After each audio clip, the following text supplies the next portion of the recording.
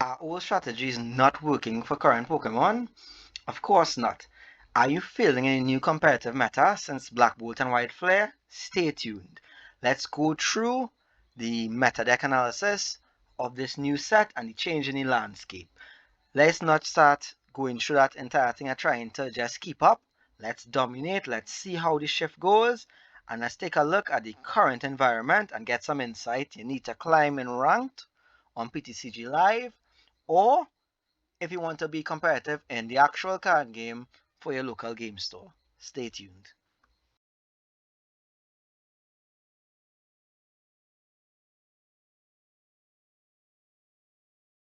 Right, so let's go through this deck list. Alright, so we already went through a breakdown of the Dragapult, Raging Bull, Gardevoir, and Mani, right? So a Dragapult just seeks to set up as quickly as possible with that 200 attacker for 200 in the front, 60 in the back, and then use Monkey Dory to try and get multiple prizes per swing against another deck that's a 2 prizer. You're trying to get that 3 or 4 prize turn, and then get another 2 prizes and win the game, and that's it. So again, aggro to control. Then we have Raging Bolt that seeks to set up the Teal Mask Ogerpons on the bench to be food for its attack that uses the energy to discard, and then keep going. So again, very aggressive. Can start taking knockouts from as early as turn one going second, and has that really quick setup. Then we have Gardevoir, our resident mid-range deck, where we need to get up to Gardevoir. Once you get up to Gardevoir, we start outputting that damage with Monkey Dory, and we have the Scream Tail and Drifloon and that sort of thing. And if we come down to it, we can also attack with the Gardevoir. So that's more of a mid-range. Then we have the Mani's Grimmsnarl, again, most popular decks upcoming. One of the most popular decks upcoming, sorry about that, where we're just trying to get to that Mani's Grimmsnarl as fast as possible, which is made very easy by the Spike Moth gem that allows you to search for any Mani Pokemon and all the draw power to try to get to that rare candy. So you get the first one on the bench, field card down, and you draw into that rare candy to just send yourself up there, or you could just use the field card to actually just start raising that Grimmsnarl as quickly as possible. So again, all these decks super consistent. They do one thing, they do it very well, and they do it consistently. So there we go. And now let's get into the outliers. So we have Flareon EX. Alright, let's take a quick look at that. As one of the outlier decks. Again, it's another box deck. Sometimes it's called the EV box, where they use the Flareon mainly to get energy onto your other Pokemon, onto your Terrapagos, and we look for that Area 0 under depths to get that attack off. And that Flareon has that big 280 attack that can get most Pokemon in the format off with one single attack. And we have the Noctowls for the box. So again, strengths would be the versatility, but that also leads to some of the weaknesses, because if it is, you get an early shuffle of their hand with a Judge and a you could get rid of their Noctowls, and you get rid of the Area 0 under depths. You're kind of new to them, so that's why it isn't as popular as the top 4 decks. So again, let's go through the weaknesses of these. So we start here. So this deck is still upcoming. It isn't seeing too much of a change with the black and white format. Biggest change might be Balloon, which will allow a lot of these Pokemon here to have a bit of a better retreat, because it's seeing those retreat courses of 1 and 2, you'll get them off with just a single one. And we have Latias here that does it for the basics, but for the evolution Pokemon, it's a bit of a problem for them. So that's about a change there. I don't see this as one of the upcoming decks because it doesn't have any changes or nothing added for the black and white format. So we could just skip that. It's just one of them that popular. Next, we have Gholdengo. Gholdengo is actually seeing a resurgence due to Genesect. So Genesect is a new EX Pokemon from the Black Flare and White Bolt set, which is a basic Pokemon, 228 points I believe, that allows you to search for 2 metal Pokemon from your deck and add them to your hand. With that, it allows you to search for the Gholdengos, and then you could just use them as draw power. So it's pseudo draw power as it thins out your deck, and it also allows you to draw cards with the Gholdengo, so you actually get around 5 cards out your deck, so it makes things easier to draw. And you're already playing nest balls and all that draw power, it makes it much easier. So that in addition to this deck is just an easy slot in and off to the races. So Gholdengo, you'll see a lot more of them. It should go up in the format. It should be seen a bit more often. And again, the Gholdengo proven strategy is you get up to Gholdengo, you draw, you try to get into your energy switch pro as fast as possible, so you can start discarding your energies. 50 damage for each. So no mountain is too high, no peak is too low. Peaks aren't low. I'm sorry, it's supposed to be valley, but we're trying to get this through quickly here. Again, draw power, go from 2 to 18 cards. All-Star. They started playing Monkey Dory, as most decks have, in order to fight off that damage from Dragapult. So that's 60 damage Dragapult off-puts to the bench. You could actually use Monkey to off-put some of it, as well as helping you across some troublesome targets. So, yeah. Again, nothing out of the ordinary. Everything here is just to get to that energy, so you can discard it. You have the Energy Search Pros to bring back at least 4. So you can off-put that at least 200 damage and just keep things going. So this actually had that one addition in the form of Genesect, and you'll find a few other people testing things out, but standard build would just add Genesect. So again, very good, but unfortunately we'll go a bit further down and break from the lead to go down to Ethan's Typhlosion. So this is, in my opinion, now one of the strongest decks in the format. Again, not seeing much good placements here. Just this 8th in June, but on the ladder it has been climbing significantly. And that's because of, again, it has the same thing that the other decks have in the form of simplicity and doing that one thing and doing it really well, which is getting to Ethan's Typhlosion, as you'll see on screen here. So 60 damage more for each of these, reminiscent of this guy is Charizard. I can't remember the name. The name escapes me. Leon's Charizard, sorry. Where it got stronger for each Leon in the graveyard. But the difference being that this one has a cap of 280 and they run Victini in the deck to carry to 290, and with the addition of the Brave Bangle, which makes Pokemon out rule boxes deal 30 more damage to Pokemon with rule boxes, it allows this to cross even the Goliath that is the Dragapult. Even Charizard can be crossed because these decks already were playing Gravity Mountain, so which decreases stage 2 Pokemon's hit points by 30, so it carries Charizard down to 300, meaning that him on a Bangle killing a Charizard with one shot, so that's a 1-2 prize race, which is really hard to go by.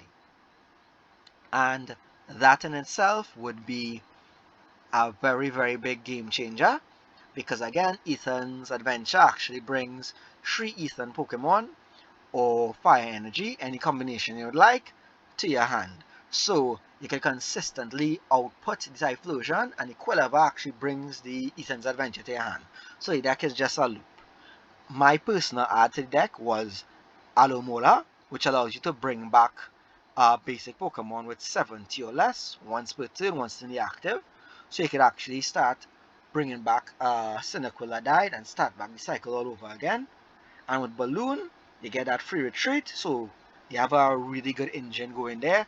And again, it's that aggressive because it's 1 fire energy. So really, really fast. I'm looking forward to this becoming one of the top 5 decks. And on top of that, has a good favorable match against things like Gholdengo, which again seen a resurgence. Really, really amazing there.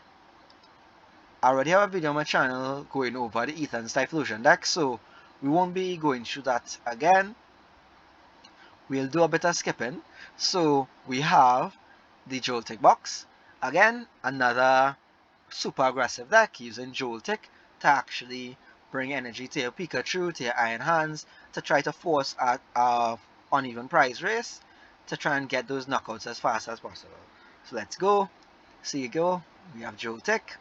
two basic electric or and two basic grass and two of each to any Pokemon you like.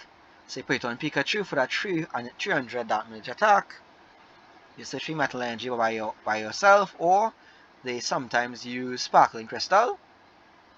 Eye the Beholder on that. We can actually amp up an Iron Hands instantly for those one prize matchups to just take 2 prizes and keep us ahead. Can get to those electric Pokemon here with Miraidon. And of course our boy Blood Moon Saluna to finish everything off with that big 240 attack in that late game that you can do for free. And the trickiest thing that caught me a few times, we have Iron Leaves, which actually pulls the grass energy of your Pokemon when you play it from your hand and allows you to hit that 180 attack. And with the free retreat option that's given by Future Boost Energy Capsule, it actually allows you to get a free swap with the Ursaluna. Changes to this deck with the Black Bolt and White Flare format were actually minimal. There isn't much change to this deck, but again, the deck already had a lot of pieces going. It ain't broke, don't fix it. So, no big changes to this deck at all actually. Because we don't need Balloon because we already have that free retreat. And there's no supporters that would significantly change much in this current meta. So, I don't see this deck being more successful than it already is. Because even if it is supposed to be really good against the Ethan and the one prizes that are popular, like Ethan right now, can actually win because the prize race of 1 to 2 actually makes it a bit of food for them. And the weakness of this to fire means that you could be a prime target to knock out. We're going again, we have the Zoroark and Zoroark, but again, it's not anything significant. You're trying to use the end Pokemon on the bench to get the attack off. It's a bit clunky. And again, 1%. So not much rise. The Ogerpon, they haven't received any big changes. That's where, again, Teal Mask Ogerpon for energy acceleration. The Toadstool protects them from effects. Again, everything basically has to have a defense against Dragapult, as this is the reigning king right now. Raging Bolt has damage to knock it out one time. The Gardevoirs have Lily's Clefairy. The Manis try to offset the damage with Monkey Dories. Flareon doesn't really have one. Gholdengo can cross it. You can use the Iron Hands to actually try and force out a two prize race by killing the one prize on the bench, or 2 hitting a Dragapult for 3 prizes. But our boy here, Zoroark, actually has some things in his favor, because it has the Manatan, which I'm not seeing on the list here, but the Manatan actually allows you to do 90 on the active and 90 to the bench, but you discard your energy. The main attacker would be Reshiram, because they're trying to get that 170 attack off. And of course, the Zoroark has that good effect, discard a card, draw 2 cards, and Night Joker to use any of the attack from any of your end Pokemon. And again, main targets are our boy Reshiram and Manatan for that bench attack. Also, good counterplay against Ceruledge because the Manatan actually does damage for energy in your opponent's grave. So, again, it doesn't really have a particular deck it's too strong against, but it has lots of glaring weaknesses in the 2 prizes, and if you take out the attacker, the Zoroark doesn't do anything. So that's why it's not too popular, and that's why it gets broken down. Usually, way to beat it, get rid of the Pokemon that are the actual attackers if you can't just get rid of him outright. And you try not to stack damage on him because this first attack that does 20 damage for each damage counter is actually a brutal way to kill and a brutal revenge kill. So we have that. We have a resurgence of Charizard EX. And again, we don't have much changes in the form of the new format. Is just more of, because of the diversity, they just brought back the entire Charizard deck. The only difference is they are now running one of these 100 hit point Charmeleons at least, because that could take some extra damage because of the Monkey Dories and because of the, again, Dragapult. You hear me mention Dragapult a lot because usually the standard is, can the deck beat Dragapult? If not, you're kind of going to have a tough time. We have the Cynthia's Garchomp deck. I already did a deck review on this sometime earlier in the week. Basically, you get your Cynthia's Pokemon real nice and bulky using her thing that gives them 70 hit points. So that carries all her Pokemon to a reasonable amount of hit points. Late game, the Spiritomb actually does damage counters equal to how much damage on all of your Pokemon, so you could get a really clean knockout with that. The Cynthia's Roserade actually amplifies all of your Cynthia Pokemon by 30 damage, meaning that even the smaller attacks do big damage. And we have this one fighting energy attack that does 100 and makes you draw until you have 6, but with the amplifications can get up to a really crazy amount. And then for 2 energy, discard all energy 260, but it's often 290 or 320. Again, can it kill Dragapult? Yes. Can Dragapult kill it? Maybe. Because it's at 330 already with that 70 up to 400. That's 2 whole hits from Dragapult, and if you could move off that damage, things are really rough. And this is our first instance of seeing the Team Rocket Watchtower, which is a very good counter card against these box decks because it stops the Noctowls, because again, that reads normal Pokemon in play. Not basic, which is a big confusion people have. It never said basic, it said normal. Normal is a type-in. I know we always say basic Pokemon, normal Pokemon, but normal is the type, basic is also the attribute of the normal of a Pokemon. So, a bit of confusion there sometimes. We have the good old Ceruledge. Not really going to go through that because it's basically just discard energy. Ceruledge does damage for how much energy in the grave. It's a Tera type reflected on the bench from damage. Again, damage, not damage counters. No big resurgence. There isn't anything really added. Into this deck, there's a new form of energy called Prism Energy, but that doesn't work for evolution Pokemon, which this is. Again, monkeying this. We're trying to get that damage off. Let's go. Archaludon is another deck that will see a bit more popularity because again, there's that new Genesect that's going to allow it to actually bring the Archaludons to your hand. So you might see some more hybrid decks, maybe a Gholdengo Archaludon, because it could keep bringing those metal Pokemon to your hand and then keep evolving them up, and it can make use of that metal energy that you have in the grave. And again, he protects himself from weakness with his attack. So, pretty good. So again, I will see this having a resurgence. But again, it has that weakness to Ethan's Typhlosion. And that's what's eluding more and more for me. That the fire decks are going to have a big resurgence. And the main perpetrator are going to be this Ethan's Typhlosion. So you have the Tera Box and the Ogerpon Box, which don't have too much difference, so I'll do them together. So you have the Ogerpon Box, which effectively is just all the Ogerpons with a mass change, what allows you to just get energy with the this Ogerpon here, the teal mass. Then if you have enough energy on them, you could use the sub mass and the prism energy or luminous energy to get their bench attack off and that sort of stuff. You also run, of course, Noctowl to get things off. Then you have the Tera Box. Again, not much different, but they run a few other Tera Pokemon that aren't just Ogerpons and they don't use the mass change. So again, not much different than our box decks that use the Noctowl and the Tera Pokemon being Teal Mass Ogerpon. We have another upcoming here in the form of this Armarouge deck. So I'll actually go through deck list of this one because this is another one that's on a steep gain. So these function around this Armarouge that wasn't seeing much play until now. So has the ability Fire Off, which allows you to move fire energy as often as you like from your bench Pokemon to your active Pokemon. Hey, nothing that scary, except for the fact that Luminous Energy actually counts as every energy type, so meaning you could move Luminous Energy as if it were a fire energy, allowing you to fill in the gaps with Pokemon that have multiple pips of colorless energy, and then one of a color, Luminous, fills that gap. And we have Prism Energy in the format now, which does the same thing but only for basic Pokemon. So you could effectively just play a bunch of fire energy, Luminous, Legacy has the same effect, and then you use Armarouge as a way to just move that energy to your active.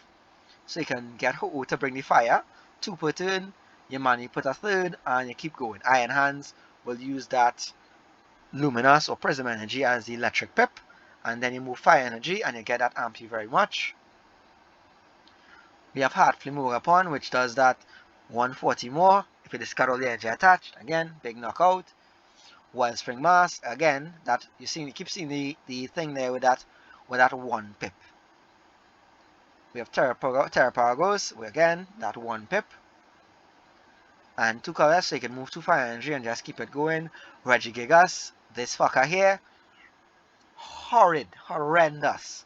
You can move any 4 energy and just knock out almost all the big hitters in the format, because that's 330, that means it can kill. Again, you do the test. Does it kill Dragapult? Does it kill Charizard? And again, Regigigas does all of this. And with the addition of those energy, it'll be much easier to get around. We have Durant, which is here just to get over those Pokemon that have the grass weakness. So, nice. Lays Clefairy, Squawkabilly, Latias for the free retreat. So you can free retreat any of your Pokemon into something else, and then you move that 3 energy again. You can swap it out and move the energy. The point is they could take a hit and you just keep going. And then just ways to recover the energy and place them back. Some 3 bosses to just get those main attack targets.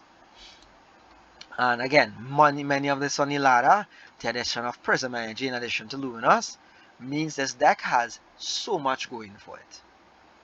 So again, we're looking forward to that going up. And again, the market share of these is under 1%. Great Tusk Mill is another one that's going to see a resurgence.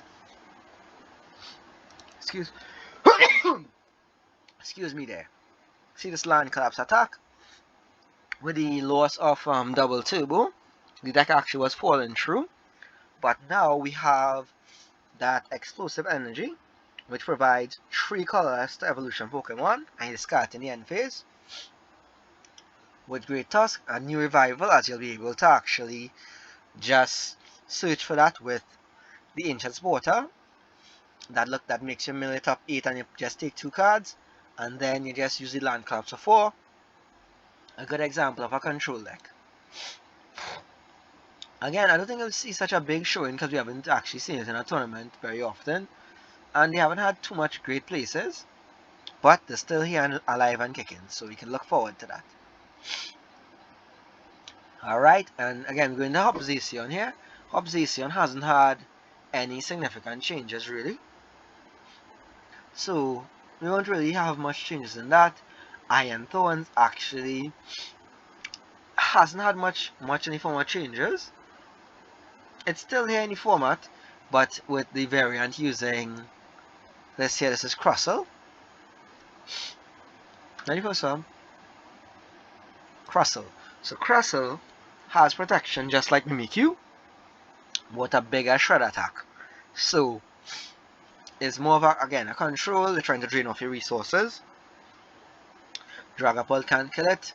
The Iron Tone stops the EX effects. This is a decent attack to kind of slow the game down and just grind it out till you get your win.